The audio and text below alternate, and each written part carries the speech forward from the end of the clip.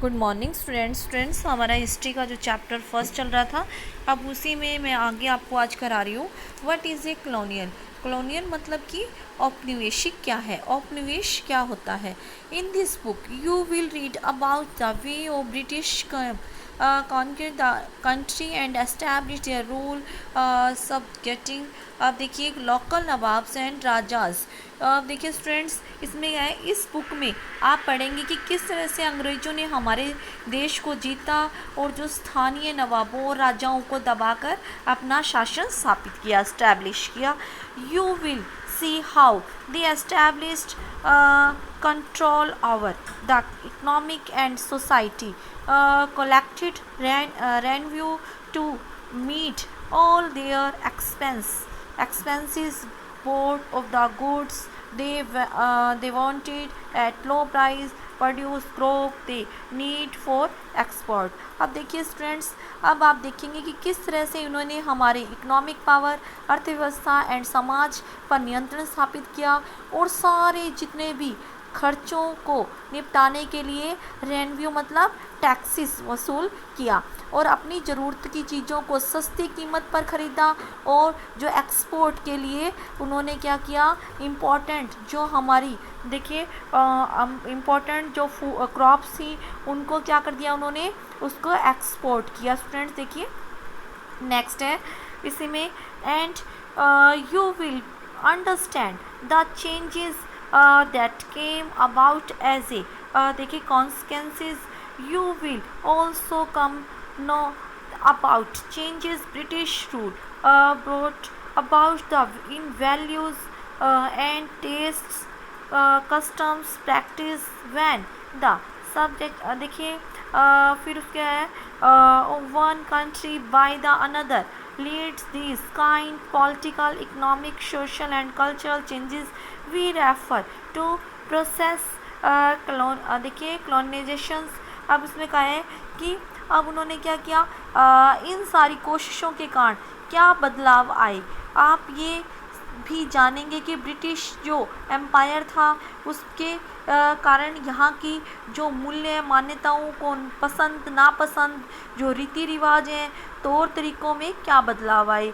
जब एक देश पर दूसरे देश का दबदबा या अपना मतलब कंट्रोल इस तरह से कर लेता है कि इस तरह की जो क्या राजनीतिक, आर्थिक, सामाजिक और सांस्कृतिक बदलाव आते हैं, इसी प्रक्रिया को क्या कहते हैं, यही रेफ़र करता है किसको, कॉलोनियन को। स्टूडेंट्स मतलब कोई भी देश है जो दूसरे देश को अपने उसका जो उसकी पावर का, उसकी इकोनॉमी का खुद यूज़ करने लग जाता है, उसको बोलते हैं कॉलोनियन। अब देखिए you will however find that all classes and group did not experience these changes in the same way।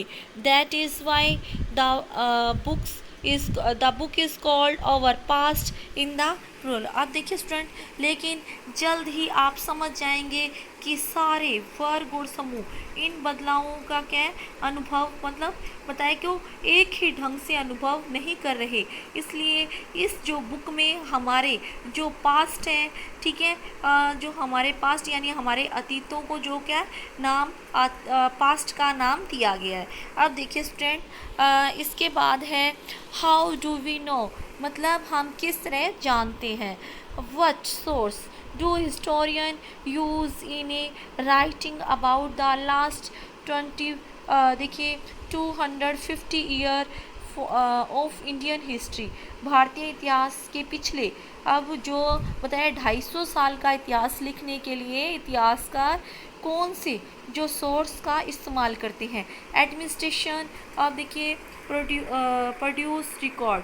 अब देखिए स्टूडेंट्स, प्रशासन अभिलेख तैयार करता है। क्या है, one important source official record of the British administration.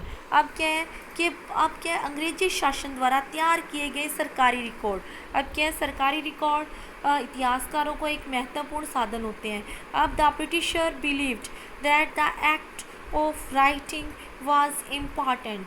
अब स्टूडेंट देखिए, अंग्रेज़ों की मान्यता थी कि चीज़ों को लिखना बहुत इम्पॉर्टेंट है, ठीक है। Every instruction, plan, policy, decision, agreement, देखिए investigations had to be clearly written up.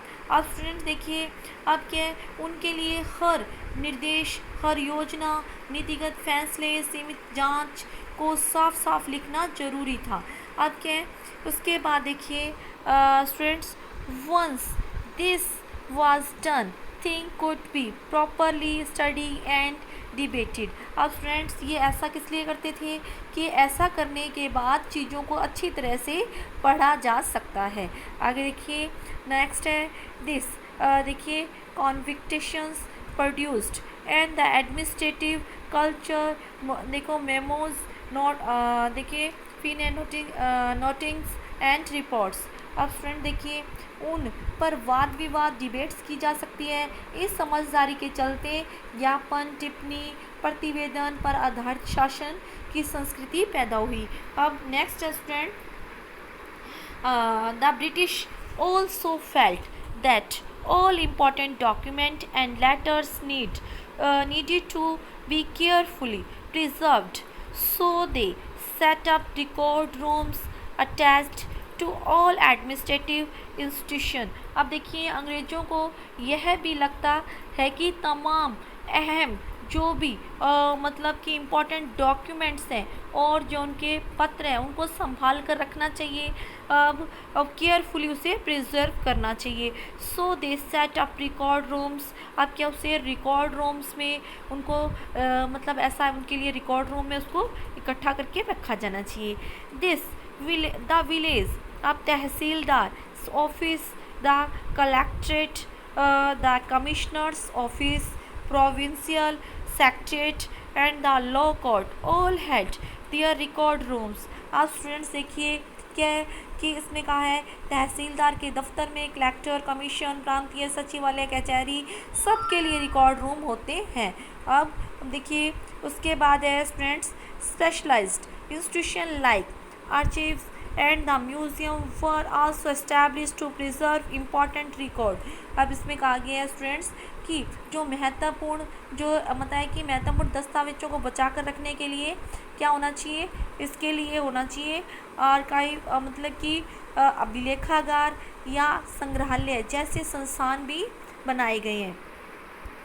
Next देखिए letter and memos that moved from one branch the administration to another in the earlier year of the 19th century can be still be read in the देखिए archive. अब इसमें student अब देखिए इसमें कहा गया है कि 19वीं शताब्दी की शुरुआत में प्रशासन की एक शाखा से दूसरी शाखा में भेजे गए पत्रों, ज्ञापनों को आप भी आज भी अभिलेखागार में देख सकते हैं क्योंकि उन्हें क्या किया है, प्रिजर्व करके रखा गया स्टूडेंट्स।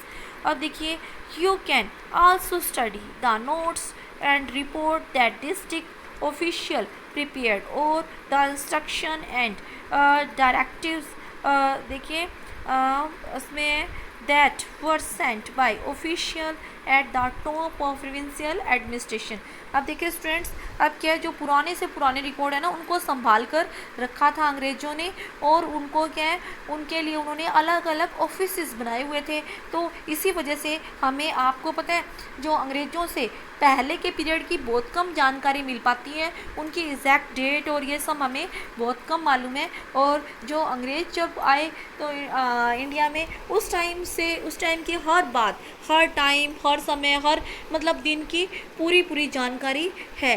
अब क्योंकि वो क्या करते थे रिकॉर्ड्स को मतलब जो भी कुछ होता था वो रिकॉर्ड रखते थे। अब देखिए स्टूडेंट्स इसमें कहा गया है कि वहाँ आप जिला अधिकारियों द्वारा तैयार किए गए नोट्स रिपोर्ट पढ़ सकते हैं या ऊपर बैठे अफसरों द्वारा प्रांतीय अधिकारियों को भेजे गए निर्देशों और सुझाव भी देख सकते हैं। ठीक है, किसने कब क्या सुझाव भेजा और क्या ये सब देख रहे हैं। अब देखिए 19वीं सेंचुरी की शुरुआती सालों में दस्तावेज को सावधानी पूर्वक नकल बनाई जाती थी। अब देखिए उसकी एक कॉपी बना करके रख ली जाती थी। नेक्स्ट देखिए in the earlier year 19th century this document were carefully copy करके and beautiful return.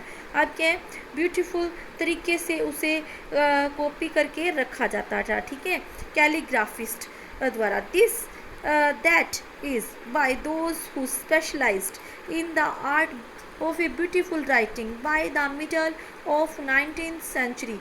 With the spread of a printing, multiply copies of these records were printed as a proceedings of each government department. आप उन्हें खुशनसीबी के माहिर लिखते थे कि अब देखिए खुशनसीबी या सुलेख नवीश भी ऐसे लोग होते हैं जो बहुत सुंदर ढंग से चीज़ों को लिखते हैं। और 19th सेंचुरी के मिडल तक क्या हो चुका था, मतलब प्रिंटिंग मतलब छपाई की टेक्निक भी फैलने लगी और इस टेक्निक के सहारे आप प्रत्येक सरकारी विभाग की कार्रवाई और दस्तावेजों की कई प्रतियां बनाई जाने लगी। अब स्टूडेंट्स ये हमने अब देख लिया है। अब देखिए इसके आपके इधर आपके दे रखा है इसमें ये देखिए students, report to the home department. अब देखिए इसमें दे रखा है report to the home department मतलब गृह विभाग। In 1946 the colonial government in the India was a time to put down a देखिए immunity that broke about out the ships of the Royal Indian Navy. Here a sample of a kind of a report the Home Department got from the different dockyard. अब देखिए student सन 1946 में भारत की जो औपनिवेशिक जो है ना कॉलोनियल सरकार की शाही भारतीय सेना के जो देखिए शिपयार्ड था, जहाज़ों के सिपाहियों ने बगावत की को कुचलने का प्रयास कर रही थी। उस समय विभिन्न जो डॉकयार्ड्स थी, जो बंदरगाहें थी, से गृह विभाग को जो रिपोर्टें मिल रही थी उनके कुछ नमूने या कुछ जो कॉपीज़ हैं वो बताया गया है कि उस डिपार्टमेंट की इस प्रकार से हैं।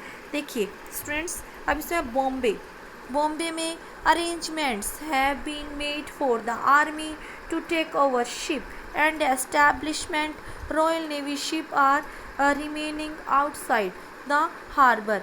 मुंबई इस बात का इंतजाम कर लिया गया कि सेना जहाज़ों और दफ्तरों पर कब्जा कर ले। शाही नौसैनिक जहाज़ अभी भी बंदरगाह से बाहर नहीं है, ठीक है, शिप मतलब डॉकयार्ड से। अब स्टूडेंट देखिए कराची का एक डॉक्यूमेंट जो संभाला हुआ है कॉपी, उसके बारे में देखिए उस टाइम की लिखी हुई है ये कॉपीज़, वो आज हमारे यहाँ पे प्रिंट है। वो जस्ट एज इट इज़ जो वर्ड करे गए थे ना वो लिखे हुए हैं इसमें। देखिए कराची 301 जो देखिए मिलिटेरियर्स हैं मतलब सिपाही, विद्रोही जो सिपाही हैं को क्या है आर अंडर अरेस्ट, इनको गिरफ्तार कर लिया गया है। And few more strongly suspected are to arrested, all establishment are under military guard। अब देखिए स्टूडेंट कुछ अन्य संदेहास्पद विद्रोहियों को भी गिरफ्तार किए गए हैं और सारे दफ्तर जो है सैनिक निगरानी में है। अब देखिए Visakhapatnam students the position of completely under control and no violence has occurred. Military guard have been placed on a ships and establishment. No further trouble is accepted except the few men and may refuse to work। अब देखिए student ये जितने भी हमने पढ़े ना बहुत पहले के हैं पर इनकी कॉपी सेव्स हैं तो ये आज हम भी पढ़ पा रहे हैं। स्थिति पूरी तरह नियंत्रण में है और कहीं हिंसा नहीं हुई है, ठीक है। ये जो है ना गवर्नमेंट थी ना उस टाइम ब्रिटिश गवर्नमेंट, उसके दस्तावेज हैं ये लिखे हुए, ठीक है, उनकी कॉपीज़ हैं ये। अब देखिए स्टूडेंट्स क्या है कि और कहीं हिंसा नहीं हुई है। जहाज़ों और प्रतिष्ठानों पर सैनिक गार्ड तैनात कर दिए गए हैं। किसी परेशानी की उम्मीद नहीं है सिवाय इसके कि संभव है कि कुछ सिपाही काम पर न आए, ठीक है। अब देखिए स्टूडेंट्स ये आपका हो चुका है। उसके बाद देखिए ये director intelligence headquarter India command situation report, ये रिपोर्ट ये फाइल नंबर ये दे रखा है आपको स्टूडेंट्स, ये सारा है उसके गवर्नमेंट ऑफ इंडिया, ठीक है। ये मैंने आज आपको करवा दिया। नेक्स्ट हम जो हमारी नेक्स्ट क्लास होगी उससे आगे वाला जो चैप्टर है अब हम हमारी नेक्स्ट क्लास में करेंगे। Okay, thanks students.